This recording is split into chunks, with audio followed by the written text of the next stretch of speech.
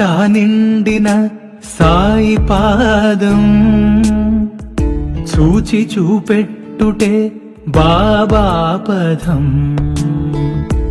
అంతటా నిండిన సాయి పాదం చూచి చూపెట్టుటే బాబా పదం. అడుగడుగునాదియే అభయప్రదం. ఓం సాయిరామ్. సాయి బిడ్డలందరికీ కూడా అందరికీ నమస్కారం అండి. అందరూ కూడా సుఖంగా సంతోషంగా ఆనందంగా ఉండాలని చెప్పి ఆ సాయినాథుని తరపున నేను కూడా మనస్ఫూర్తిగా కోరుకుంటూ ఉన్నాను. ఈరోజు సాయినాథుడు అందించే సందేశం ఏంటి అంటే కనుక, బిడ్డ ఎందుకమ్మా ఇలా పిచ్చిదానిలాగా చేస్తూ ఉన్నావు, ఏమైంది నీకు అని చెప్పి శివయ్య నన్ను హుటాహుటిన నీ దగ్గరకు పంపించారు. నేను నీకోసమే వచ్చాను, నీకు ఆ రహస్యాన్ని చెప్పడానికి వచ్చాను. జాగ్రత్తగా విను. నువ్వు ఈ రహస్యాన్ని విన్న తరువాత ఎవరితో అయితే నువ్వు మాట పడ్డావో వారు స్వయంగా చెప్పుతో కొట్టుకున్నట్లుగా అవుతుంది. నా శివయ్య పంపితే వచ్చాను. వినే ముందు నువ్వు చాలా జాగ్రత్తగా చెప్పుకోలేనటువంటి బాధలతో సమస్యలతో ఉన్నావు అవన్నీ కూడా పక్కన పెట్టి నా శివయ్య నీకు చెప్పమన్న మాటను జాగ్రత్తగా అతి రహస్యంగా నీ కోసమే పంపించినటువంటి ఆ మాటను జాగ్రత్తగా వింటావు కదూ. ఇవాటి రోజున నీ బాధలన్నీ కూడా సమసిపోయే రోజు. ఏ సమస్యలైతే ఉన్నాయో, ఎటువంటి ఇబ్బందులు ఉన్నాయో, భార్యాభర్తల మధ్య గొడవలున్నా, అప్పుల సమస్యలున్నా, శత్రువుల సమస్య ఉన్నా అవన్నీ కూడా నువ్వు ఈ రోజున పటాపంచలు చేసి నీకు ఈ రహస్యాన్ని, నీకు పరిష్కారాన్ని చూపించి రమ్మంటే నా శివయ్య పంపిగా వచ్చాను. 100కు 1000% నమ్మకంతో ఈరోజు నువ్వు విన్నావు అంటే కనుక నీ జీవితంలో ఉన్నటువంటి 100కి 100% కూడా పరిష్కారం అనేది దొరుకుతుంది. నీకు ఉన్నటువంటి ఎన్నో రకాలైనటువంటి సమస్యలను ఇవాళ రోజున శివయ్య పటాపంచలు చేయబోతున్నాను అని చెప్పమన్నారు. చివరి ప్రయత్నంగా నీతో చెప్పమని నన్ను స్వయంగా పంపించారు. బయటపడి నువ్వు ఆనందంగా ఉంటావు. ఇక ఆలస్యం చేయకుండా నా సందేశాన్ని వింటావా? తల్లి, పిచ్చి దానిలాగా చేస్తూ ఉన్నావు. ఎందుకమ్మా ఇలా చేస్తున్నావు? నాకు నిజంగా నీ గురించి అర్థం కావడం లేదు. బాబాయ్, నేను ఏం చేస్తున్నాను పిచ్చిదానిలాగా? ఏంటి ఈరోజు నా మీద గొడవ పడడానికి వచ్చారా ఏంటి? అసలు ఏం తప్పు జరిగింది? ఏ సన్నివేశంలో నేను పిచ్చిదానిలాగా ప్రవర్తిస్తూ ఉన్నాను? అది ఏంటి అనేది నాకైతే తెలియడం లేదు తండ్రి, మీరే చెప్పాలి బాబా అని చెప్పి నువ్వు కూడా ఆతృతగా అడుగుతున్నావు కదా. అయితే శివయ్య చెప్పమన్నది ఏంటో తెలుసా? ఒంటరిగా కూర్చుని శ్రద్ధగా ఆలకించు, ప్రయత్నం చెయ్యి. ఎక్కడ నువ్వు పిచ్చిదానిలాగా ప్రవర్తిస్తూ ఉన్నావో నేను నీకు కళ్ళకు కట్టినట్లుగా చెప్తాను. జాగ్రత్తగా విను. ఎందుకు అని అంటే కనుక నువ్వు ఇప్పుడు ఈ రహస్యాన్ని తెలుసుకోవాలి. లేకపోతే నీ జీవితంలో నేను అన్న మాటను 100 మంది నిన్ను అనేలాగా నీకు నువ్వే చేసుకున్నట్లు అవుతుంది. కనుక నా బిడ్డ ఎప్పుడు అవమానింపబడకూడదు అన్న ఉద్దేశంతో నేను నా శివయ్య పంపగా నీ ముందుకు వచ్చాను. నేను ఈరోజు ఈ సందేశంతో నన్ను నమ్మినట్లయితే నిజంగా నేను చెప్పేది నీ కోసమే అని చెప్పి భావించి చివరి వరకు వింటావు. ఎప్పుడైనా సరే కానీ ఏ తండ్రి అయినా కోరుకునేది ఏంటి? తన బిడ్డ సంతోషంగా ఉండాలి, ఆనందంగా ఉండాలి, ఆరోగ్యంగా ఉండాలి, తెలివిగా బ్రతకాలి అని చెప్పే కదా. అయితే ఎక్కడైతే ఎవరితో అయితే నీ కుటుంబంలో నిన్ను తక్కువగా చేసి చూస్తూ ఉన్నారో, నిన్ను అవమానిస్తూ ఉన్నారో, ఎక్కడైతే నీకు హేళన జరుగుతూ ఉందో, ఎక్కడైతే నిన్ను అవసరాల కోసం వాడుకుంటూ ఉన్నారో, ఇవన్నీ కూడా నీ మనసులో ఒక రకమైనటువంటి భావనను కలుగజేస్తున్నటువంటి వారి యొక్క గుణాలకు తగినట్లుగా, వారి యొక్క అవసరాలకు తీర్చే విధంగా నీ యొక్క నడవడిక అనేది ఉన్నప్పటికీ కానీ నువ్వు ఏదైతే ఒక మాట ఒకరు అన్నప్పుడు ఆ మాటకు వెంటనే నువ్వు రియాక్ట్ అయ్యి, అంటే ఒకరు నిన్ను తిట్టినా కానీ, లేదా పొగిడినా సరే కానీ, లేదంటే అవమానించినా సరే కానీ, ఎగతాళి చేసినా సరే, హేళన చేసినా ఏం చేసినా సరే కానీ ఒకరు నిన్ను ఒక మాట అన్నప్పుడు ఆ మాటకు నువ్వు వెంటనే చెప్పుతో కొట్టినట్లుగా సమాధానం అనేది చెప్పాలి అని అనుకుంటావు. కానీ ఒక్క విషయాన్ని నేను చెప్తాను, జాగ్రత్తగా విను బిడ్డ. ఎప్పుడైనా సరే కానీ ఒకరు నిన్ను ఏదైనా ఒక మాట అంటూ ఉన్నప్పుడు వారి మాటకు విలువను ఇచ్చి వెంటనే గనక నువ్వు రియాక్ట్ అవ్వాల్సిన అవసరం లేదు అంటున్నాను. నువ్వు సైలెంట్గానే వారికి సమాధానం చెప్పవచ్చు. ఒకరు నిన్ను ఒక మాట నిన్ను మంచిదానివి కాదని, లేదంటే ఉదాహరణకు ఇంకా ఏ ఇతర మాటలైనా కానీ స్వార్థపరురాలు అనో, లేదంటే నన్ను ఫలానా టైంలో ఇలా అన్నావు అని, లేదా నన్ను అవసరానికి ఇలా వాడుకుంటున్నావు అని కానీ, లేదంటే నువ్వు తప్పు చేశావు అని ఏదో ఒక రకంగా నీ మనసును బాధ పెట్టే ప్రయత్నం కనుక చేస్తే వారి మాటలకు నేనెప్పుడు చేశాను, నేనెప్పుడు అలా చేశాను, నేనెప్పుడు అలా అన్నాను, నువ్వు రుజువు చెయ్యి, నువ్వు సాక్ష్యాలు చూపించు అని చెప్పి వెంటనే నువ్వు రియాక్ట్ అవ్వవలసిన అవసరం లేదు. ఎందుకో తెలుసా? నువ్వు వెంటనే ఈ విధంగా రియాక్ట్ అయ్యావనుకో తల్లి, నీకు ఇది వినడానికి చిన్న విషయంగా అనిపిస్తుందేమో, కానీ నాకు అర్థమైంది. కానీ చెప్పేది నువ్వు పూర్తిగా విను. ఇది ఏమాత్రము చిన్న విషయం అయితే కాదు బిడ్డ. నేను నీకు పూర్తిగా దానిలో ఉన్నటువంటి అర్థాన్ని తెలియజేస్తాను. అర్థం చేసుకున్న తర్వాత నిజమే కదా బాబా అంటావు, కానీ చెప్పేది పూర్తిగా విను. ఎందుకో తెలుసా? ఎప్పుడైతే ఎదుటి వారి యొక్క మాటలకు నువ్వు వెంటనే గనక కోపాన్ని తెచ్చుకున్నావే అనుకో, చిరాకును తెచ్చుకుంటావనుకో, ఆవేశాన్ని తెచ్చుకున్నావనుకో, ఆ మాటలకు నువ్వు కోపపడ్డావు అనుకో, వారికి అర్థమైనప్పుడు నీలో ఉన్నటువంటి వీక్నెస్ ఏదో వారు కనుగొన్నప్పుడు వారు ఆ వీక్నెస్ని పట్టుకుని పదే పదే పదే నిన్ను రెచ్చగొట్టే ప్రయత్నం చేస్తూ ఉంటారు. అలా రెచ్చగొట్టిన ప్రతిసారి కూడా నువ్వు రెచ్చిపోతూ ఉంటే కనుక ఒకసారి నువ్వు వారికి విలువను ఇస్తున్నావు అనుకుంటారు, రెండవసారి వారికి నువ్వు సమాధానం చెప్తున్నావు అనుకుంటారు, మూడవసారి నిన్ను పిచ్చిదానిలాగా చూస్తారు. కనుకనేనమ్మా పదే పదే కోపం తెచ్చుకోవడం, ఆవేశం తెచ్చుకోవడం సరైన పద్ధతి కాదు అని చెప్తున్నాను. ఎదుటివారు నిన్ను ఎంత రెగ్యులేట్ చేసినా, అంటే నిన్ను ఎంత రెచ్చగొట్టినా వారి మాటలకు నువ్వు సమాధానం అదే సమయంలో ఇవ్వవలసిన అవసరం అయితే లేదు. వారికి నువ్వు వెంటనే సమాధానం చెప్పాల్సిన పని లేదు అని అంటున్నారు. ఎందుకో తెలుసా? ఏదైతే ఒక మాట నిన్ను అన్నారో అన్నవారు ఎప్పుడూ మంచివారు కాదు, పడ్డవారు ఎప్పుడూ చెడ్డవాళ్ళు కాదు. ఈ ఒక్క మాటను నువ్వు మనసులో పెట్టుకుని అక్కడి నుంచి నువ్వు సైలెంట్గా లేచి వచ్చేసావనుకో, అలా లేచి వస్తే మౌనం అంగీకారం అంటారు కదా బాబా. మరి ఆ టైంలో కూడా నేను మాట్లాడకపోతే తప్పు చేసినట్లు ఒప్పుకున్నట్లే కదా బాబా అని చెప్పి నువ్వు నన్ను అడగవచ్చు. కానీ ఒక్కటే మాట, నీకు నా శివయ్య చూసుకుంటాడు, ఏది తప్పు ఏది ఒప్పు అన్నానా, లేదా ఏది నిజం ఏది అబద్ధం అనేది అని చెప్పి ఆ ఒక్కటి అనేసి సైలెంట్గా వచ్చేసేయాలి. ఎందుకో తెలుసా? ఎదుటివారు నీ యొక్క వీక్నెస్ను కనుక్కుంటే కనుక పదే పదే పదే నిన్ను రెచ్చగొట్టే ప్రయత్నం చేస్తారు.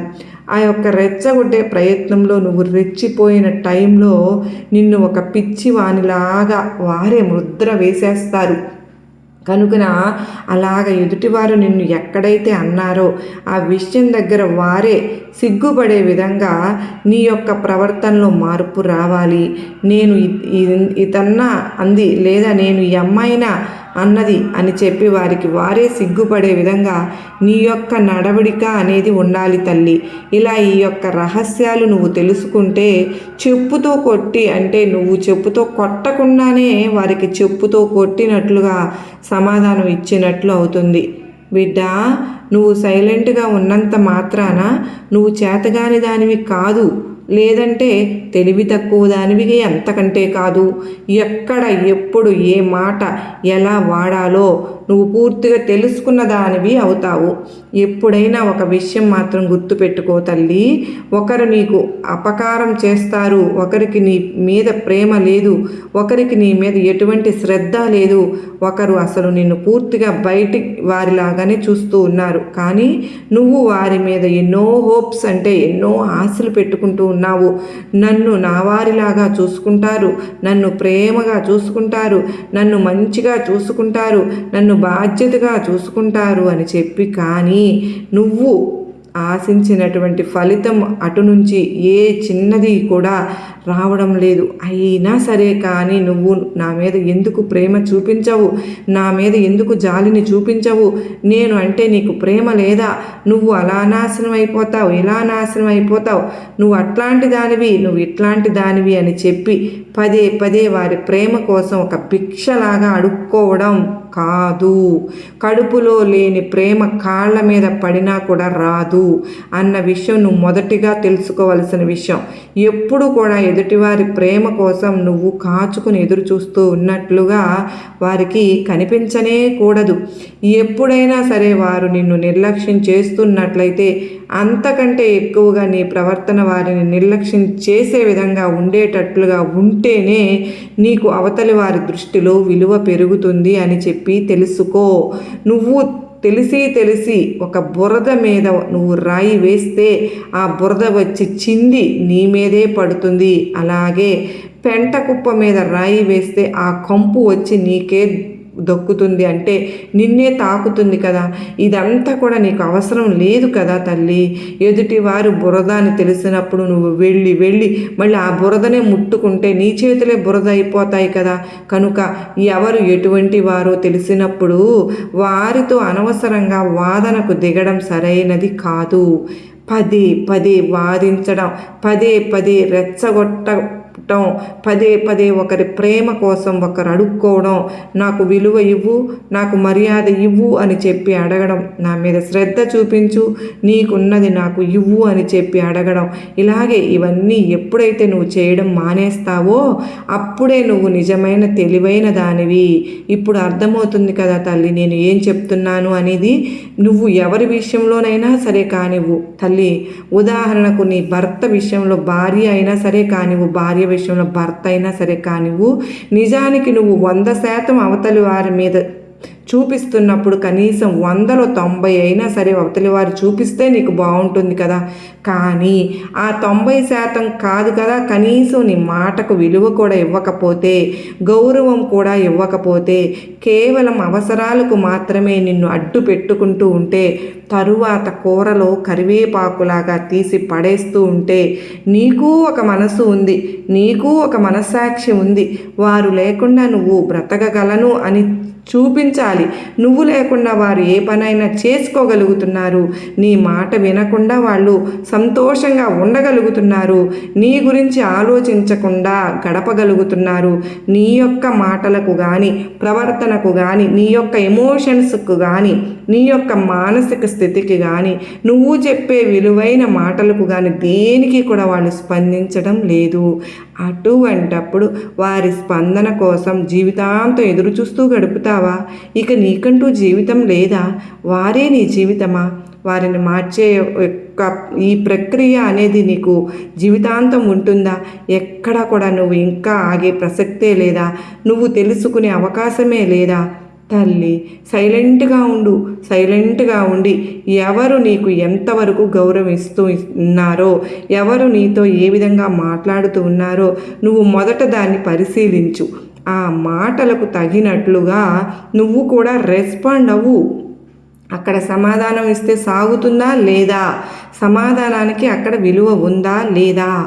సైలెంట్గా ఉంటేనే నడుస్తుందా? ఏది ఏమైనా కూడా అక్కడ నీ యొక్క ఆ ప్రక్రియ అంటే ప్రతిచర్య, వాళ్ళ చర్యకు నీ యొక్క ప్రతిచర్య ఏదైతే ఉంటుందో ఆ ప్రతిచర్య అనేది చెప్పుతో కొట్టినట్లుగా ఉండాలి. అదే నేను చెప్తున్న పాయింట్ అనేది. ఇక్కడ ఎందుకు అంటే, ఇక్కడ నువ్వు పదే పదే అడగడం వల్ల, అడుక్కోవడం వల్ల, లేదా కాళ్ళ మీద పడడం వల్ల, లేదా వారి యొక్క పరిచయాలు పంచుకోవడం కోసము పదే పదే ఫోన్ కాల్స్ చేయడం ద్వారా, పదే పదే మెసేజ్లు పెట్టుకోవడం ద్వారా, పదే పదే నాకు ఫోన్ చెయ్యి అని అడగడం వల్ల, లేదంటే నాతో ఎక్కువ సమయాన్ని గడుపు అని చెప్పి అడగడం వల్ల ఏది కూడా నీకు దక్కదు. నువ్వు అనుకున్నట్లు వారు ఏది కూడా చెయ్యరు. నీకు తగినట్లుగా, నీకు నచ్చినట్లుగా చేసేవారు అయితే గనుక మొదటి నుంచి కూడా వారు నీకు తగినట్లుగానే ప్రవర్తిస్తారు. ఇక్కడ అది ఏది కూడా జరగడం లేదు కదా, అంటే ఇక్కడ నువ్వు మారాలి, వారు కాదు. నీలో మార్పు రావాలి, వారిలో కాదు. వారిలో మార్పు వస్తే నువ్వు ఎక్కడ సంతోషపడిపోతావో అని వారు భయపడిపోతున్నప్పుడు, వారు నీకు సహాయపడితే ఎక్కడ నీకు విలువ ఆలోచిస్తున్నప్పుడు వచ్చేస్తుందేమో అని వారికి విలువ పెరిగే దగ్గర నువ్వు దూరంగా ఉండు. వారికి సమాధానం వెతికేటప్పుడు నీ విలువైన తెలివిగల ఆలోచనలు ఏవి కూడా వారితో పంచుకోనే వద్దు. నీకంటూ ఒక మానసిక స్థితి ఉంది, నీకంటూ కొంత ఆలోచన ఉంది, నీకంటూ కొన్ని తెలివితేటలు ఉన్నాయి. ఇది నీ జీవితం, ఇది నీ సమయం. నీకోసం వాడుకో, నీకోసం ఆలోచించు, నీకు విలువ పెంచుకునే విధంగా పనులు చేసుకుంటూ ఉండు. అలాగే కానీ ఎదుటివారి చేతిలో కీలుబొమ్మవి అవ్వవద్దు.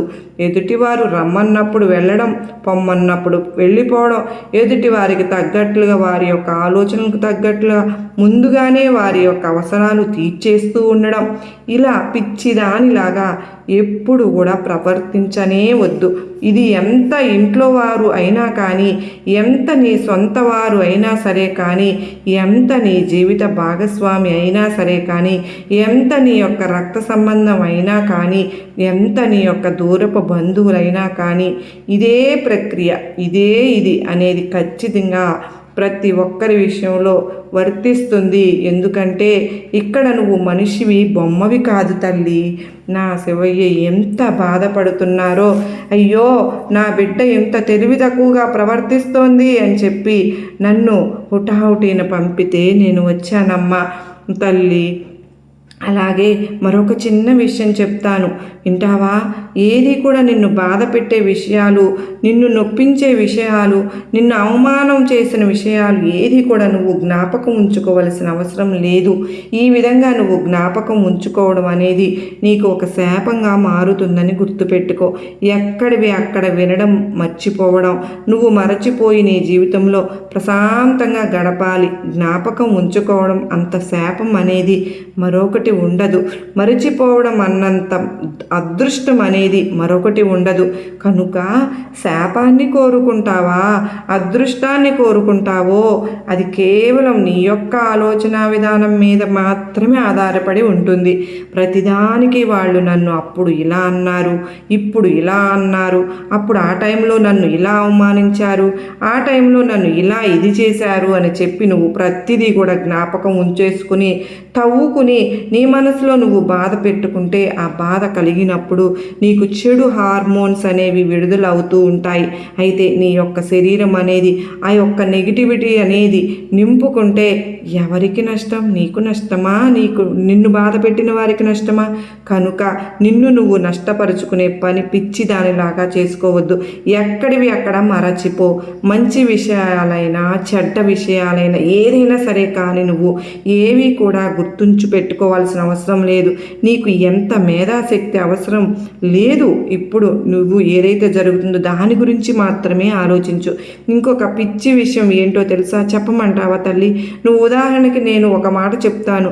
నువ్వు ఈరోజు ఒక డ్రెస్ వేసుకునో, లేదంటే ఒక చీర కట్టుకునో, లేదంటే ఒక షర్టు వేసుకునో నువ్వు ఒక ఫంక్షన్కి వెళుతూ ఉంటావు. ఆ ఫంక్షన్కి వెళ్ళినప్పుడు ఇదేంటి ఇలా ఉంది అని చెప్పి ఎవరన్నా ఒకరు అన్నారనుకో, అది బాగా లేదని చెప్పి వాళ్ళు అన్నారు అని చెప్పి ఇంకొకటి మార్చుకుంటావు. మళ్ళీ అది అది బాగాలేదని చెప్పి మరొకరు అన్నారనుకో అని చెప్పి ఇంకొకటి మారుస్తావు. అంటే ఇక్కడ నీ యొక్క మానసిక స్థితికి అంటే నీకు నచ్చే అది అని కొనుక్కున్నావు కదా, నచ్చింది కాబట్టి కొనుక్కున్నావు, నీకు నచ్చి అది కుట్టించుకున్నావు కదా, దానికోసం నువ్వు డబ్బులు కట్టావు కదా, మరి ఒకరి కోసం నువ్వు ఎందుకు మార్చుకుంటున్నావు? కనుక మొదట నిన్ను నువ్వు నమ్ముకోవాలి, ఎదుటి వారి మాటలను కాదు.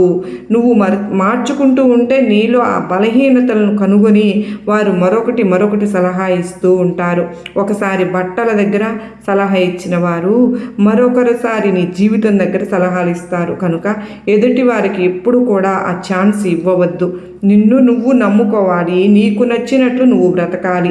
ఒకరు నీ గురించి వెనక మాట్లాడుకుంటున్నారు అంటే నువ్వు ముందున్నావని అర్థమమ్మా. వారు నీ వెనకే ఉన్నారు అని చెప్పి నువ్వు కనిపెట్టు. కనుక ఎప్పుడు కూడా ఎదుటివారు ఏమనుకుంటున్నారో, లేదంటే ఎదుటివారికి ఇది నచ్చలేదేమో, లేదంటే నా గురించి ఏం మాట్లాడుకుంటున్నారో, ఈ ఆలోచన అనేది ఎప్పుడు కూడా నువ్వు ఆలోచించనే కూడదు. అలాగే నీకు నువ్వు మంచిగా నువ్వు చేసుకుంటూ వెళ్ళిపోతూ ఉంటే ఒకరు నిన్ను పొగడవలసిన అవసరం కూడా నీకు లేదు. ఎందుకంటే ఎప్పుడైనా సరే కానీ నువ్వు మంచిగా అని గుర్తింపబడతావు, ఆ రోజే పేరు వస్తుంది. అప్పటి వరకు నువ్వు నీలాగానే ఉండు, నీలాగే ప్రవర్తించు, కానీ ఎవరికీ చెడు చేయవద్దు, నిన్ను నువ్వు నాశనము చేసుకోవద్దు. ఇప్పుడైనా తెలిసిందా తల్లి, ఎక్కడ ఏ సమయంలో నువ్వు పిచ్చిదానిలాగా ప్రవర్తిస్తూ ఉన్నావో అర్థమైంది కదా బిడ్డ.